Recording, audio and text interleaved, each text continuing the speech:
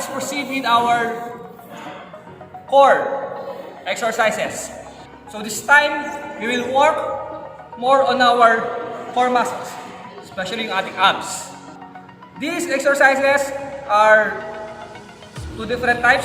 So may suspended tayo at may repetitive movement. So let's begin. So first, we have the 6 inches or 6-inch leg lift. So paano yung 6-inch leg lift? So this position will start with a back lying position. So higa tayo sa ating mattress. And then you are just going to support your body with your lower back and hands in this position. And then you are just going to lift your both legs up to 6 inches. So approximately ito siya. Okay? And then you are going to hold that position of your legs for, shall we say, 10 to 15 seconds. For beginners, nahihirapan kayo, maybe 5 to 6 seconds or 5 to 7 seconds is already good enough. Okay? But if you want more intensive movements, so yun, hanggang 15 seconds ang gawin natin suspension.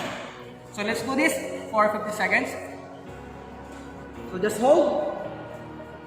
So this exercise, by the way, hits your lower core. So dito siya. Sa ating lower core, tama. So, raise, count. Hold mo siya.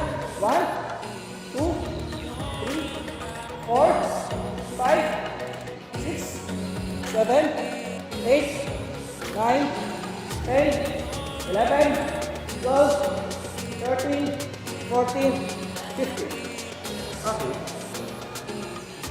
In doing this exercise, you will feel the gravitational force that pulling your feet downwards. So controlin yun, huwag hahayaan mababa.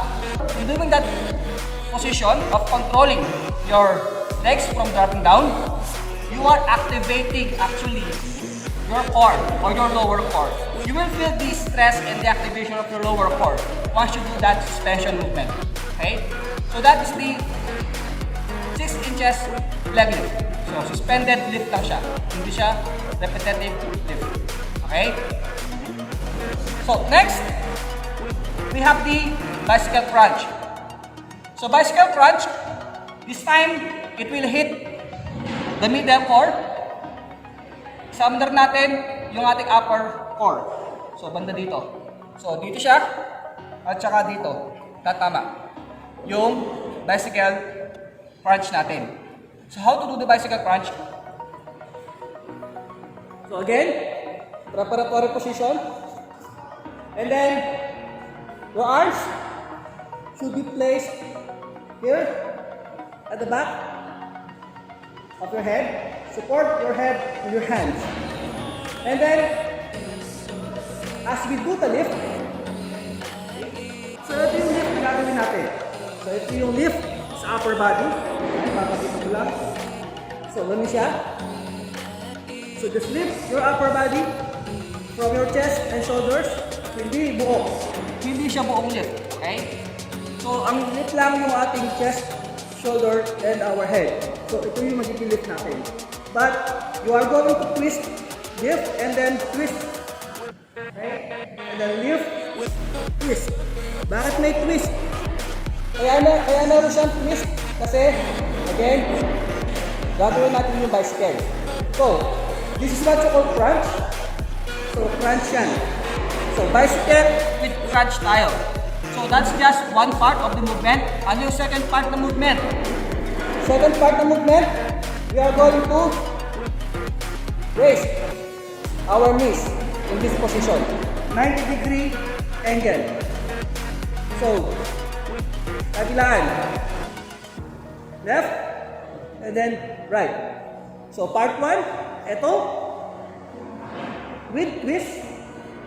Part 2, ito. So, once we lift, once we crunch and twist to right, or twist your right to your left. You are going to raise your left knee and reaching for your elbow. So reach. Okay? And then down. And then crunch. And then reach. And then down. So that is the sequence. That is the sequence of the movement. Okay? So crunch, reach, crunch, and reach. So that's the bicycle crunch. Okay? So let's do this. So position. And 1. Down. 2. Down. 3. Down. 4. Down. 5. Down. 6. Down. Okay? So that's the bicycle crunch. So you will feel the tense and pressure on your core muscles. Okay? So mag-feel niyo siya once you do this activity. So do it slowly. Huwag niyo siyang bibilisan, huwag mamadaliin. So bagalan niyo lang muna ang movement. Okay? Next, we have the leg lift or the repetitive leg lift. Okay? Yung kanina na leg lift na ginawa natin, 6 inches hold siya. So i-hold natin yung lift natin for about 10 to 15 seconds. This time, it is a full lift of your legs and then drop down while holding or while controlling it downwards.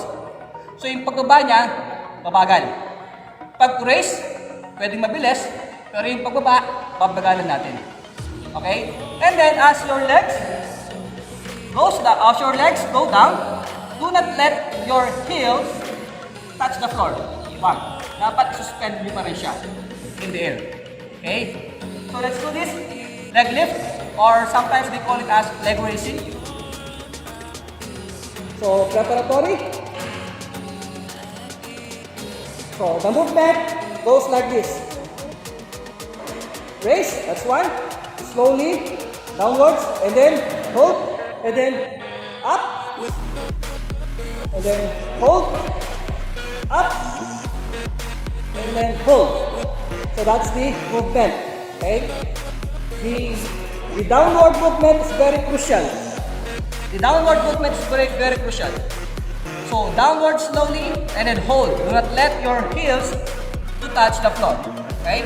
So let's do it for 5 to 8 times.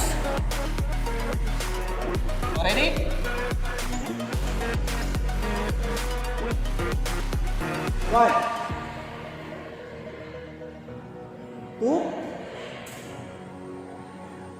3, 4, 5, 6, 7, 8. Okay. So that is the leg lift or leg raise.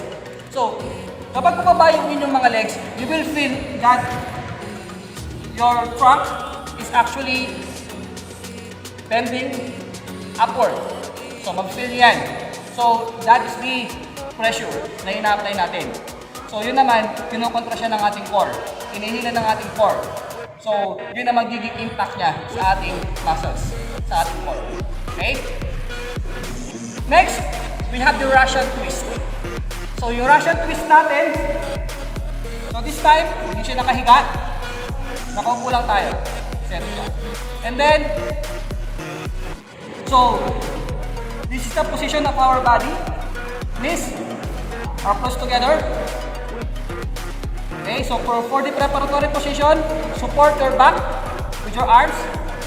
So, support lang muna nun yung weight. And then, when you start the exercise, you are going to twist your trunk. So, full trunk twist tayo. We're going to twist your trunk left and right. Okay? So, you can do this for 16 repetitions. Okay? So, 16 times. Pwede mo gawin to. Okay? So, let's do this. So, position. Ito siya. And then keep your body straight. Do not crouch your body. Straight dapat yan. So kaya dapat yung preparatory nakasupport muna yung mga kamay ninyo. So keep your body straight in doing this movement. So you can place your arms in front of your chest in this position while doing the twist. Okay? So let's begin. So position, and then let's do the Russian twist. 1, 2, 3, 4, 5, 6, 7, 8, 9, 10, 11, 12, 13, 14, 15, 16. Then rest. Now, that's a combination of suspension and repetition. Suspended yung aking core, tapos may repetition sa aking twist. So it is a very intense and good workout for your core and for your trunk. So that's the Russian twist. And then, lastly, we have the frozen V sit. So we will have the V position of our upper body and lower body. So V position ang lalabas, and then we will freeze in that position. I-hold natin yung position na yun. Okay? So, our preparatory position is back lying position. Hands above your head. And then you are going to reach upwards. You are going to crunch while reaching upward. Ano yung i-reach upward ninyo? As you reach upward, you will be raising your legs upwards. So as if you are reaching for your knees or for your feet. Nakukuha nyo? So as if you are going to reach. So the final position is this one. Okay? So that's the final position. And you are going to hold that position. You are going to freeze in that position for 5 seconds. Okay? If you want it more intense, so freeze it for longer than 5 seconds. For beginners, 3 seconds is already good enough. So this time, let's do this for 5 seconds. So position. So freeze, frozen, V-sit, and move. 1, 2, 3, 4, 5. Down. Second repetition. 1, 2, 3, 4, 5. Down. So that is the frozen V sit. So you can do that for 3 repetitions with 5 seconds suspension of movements. So it's up to you, depending on the capacity of your core muscles and depending on the intensity that you want.